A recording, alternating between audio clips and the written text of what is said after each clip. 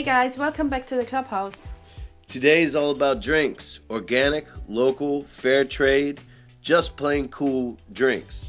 Today we are at our friend Paula's drink shop in the 3rd district in Vienna. Yeah, she's got a great variety of different sodas and beer and even a little liquor. Let's check it out.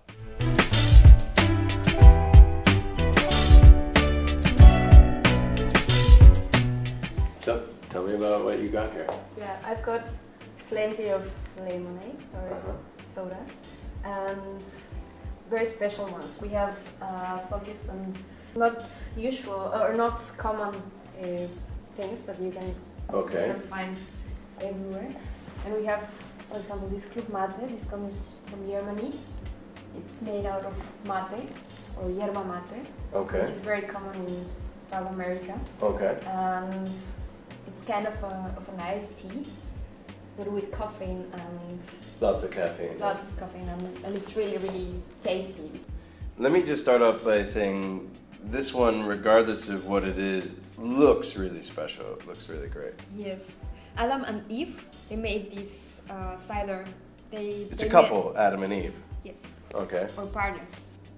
They met each other in France. Okay. And they drank a lot of cider there. Okay. And then someday they just asked themselves, why is no cider in Austria? Okay. Why can you find any cider in Austria if there are a lot of apples? Yeah. Apple trees, it's like the apple land. Yeah. So they just started this project, and they produced this really, really good cider.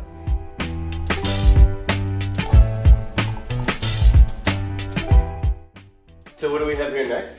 We have Vostok. Where's that from? This is also from Germany, but the recipe comes from Russia.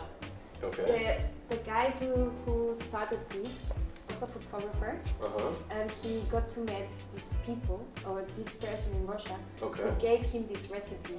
And this recipe was very special, I don't know, maybe 50 years ago in Russia. And it was made there with a lot of sugar, and it was like the traditional thing that people drank there.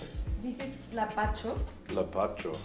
This is original, also from South America.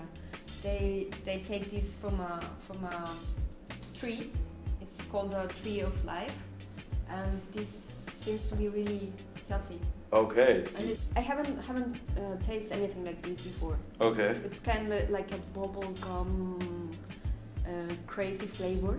A bubblegum crazy flavor. Yeah, that's what I think about when I drink this. But it's really good. You have to taste it. I'm going to.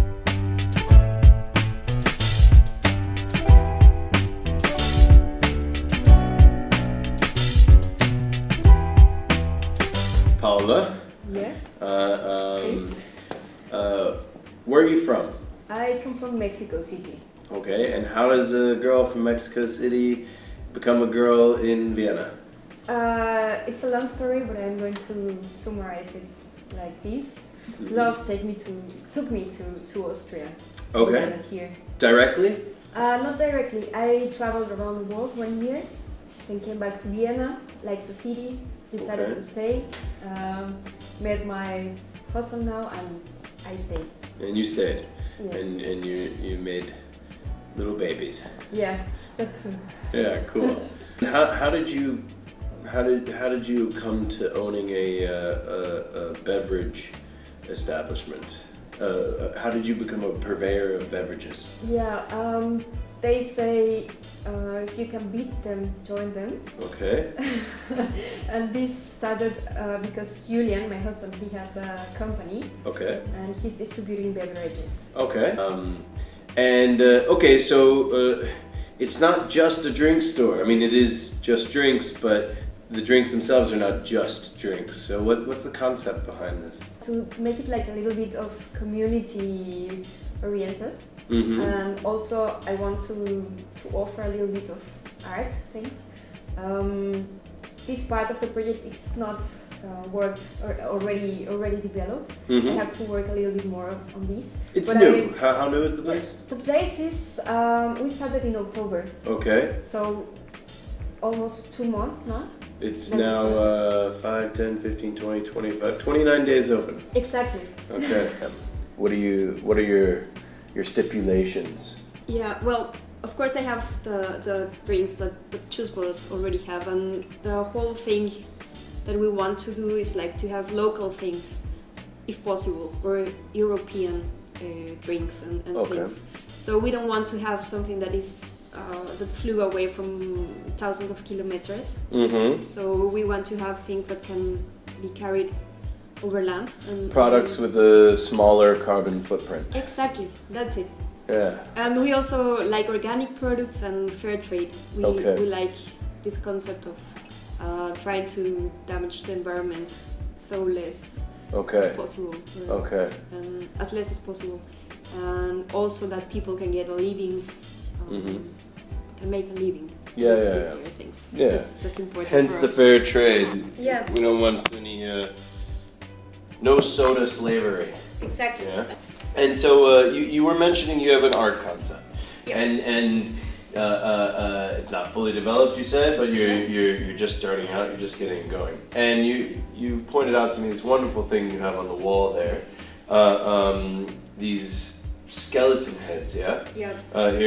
Right here, we have an example of these skeleton heads. Exactly. And so you made these yourself? Yes, I did. It's at Zompantli, it's called in Mexico, or in Nahuatl, that's the language of the Aztecs, where I come from. Okay, yeah, fair enough. And this was made for the Day of the Dead. Day of the Dead. Exactly. And what's the significance of these skulls? Like they're all decorated nicely and whatnot. What's the background? The background is well, it's a little bit too long to explain. I try to make it like short.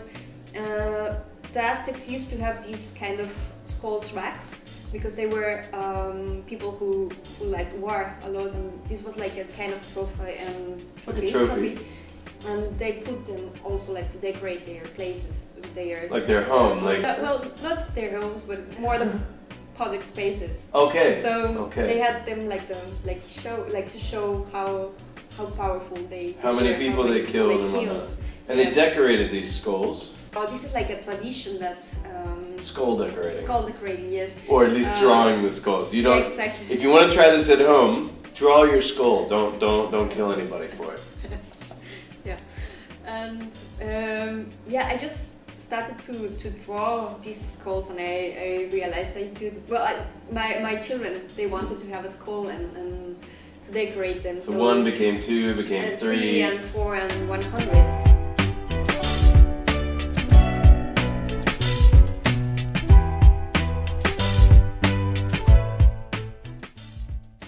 So that's it. We hope you enjoyed meeting Paula.